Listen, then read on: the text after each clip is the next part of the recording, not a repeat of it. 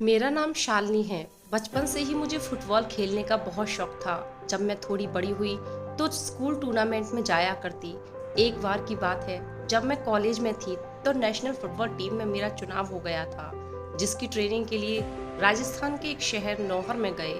हर जिले से लड़कियां आई थीं, कोई जयपुर से, कोई भरतपुर से और भी कई जिलों से। मैं टोंक से थी। वहां से हमें आसाम के लिए जाना था और रेलवे स्टेशन पर खड़े हम सभी अपनी ट्रेन का इंतजार कर रहे थे।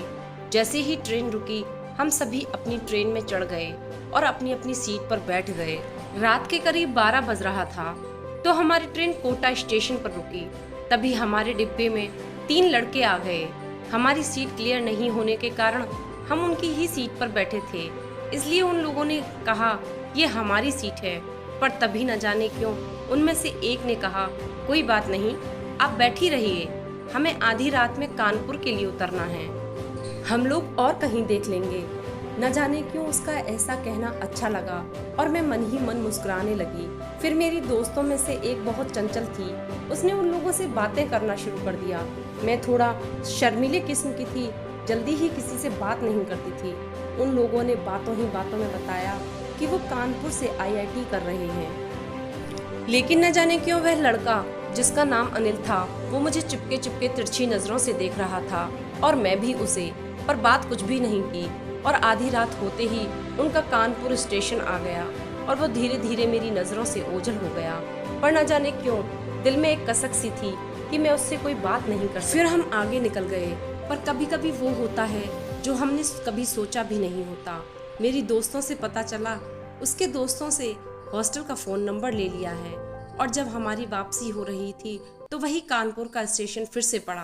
और कुदरत का करिश्मा ये था कि ट्रेन स्टेशन पर 1 घंटे के लिए रुकी। मेरी दोस्तों को कुछ सूझा और उन्होंने स्टेशन से हॉस्टल में फ़ोन मिला दिया। वार्डन से बात करने पर पता चला कि आज वो लोग भी उसी ट्रेन से वापस कोटा जाने वाले हैं। न जाने क्यों मुझे ऐसा सुनकर अंदर से एक अजीब सी खुशी मिल रही थी। जब हम अपनी ट्रेन के पास वापस आए तो हमने उन तीनों को ट्रेन के पास खड़ा पाया। देखकर हैरानी हुई, क्या ऐसा भी करिश्मा हो सकता है? ये करिश्मा ही तो था। सुना था, आते जाते खूबसूरत आवारा सड़कों पर कभी कभी इत्तेफाक से इतने अनजान लोग मिल जाते हैं, उनमें से कुछ लोग भूल जाते हैं, कुछ याद रह जाते हैं। और बातों ही बातों में हमारा सफर कब कट गया पता ही नहीं चला।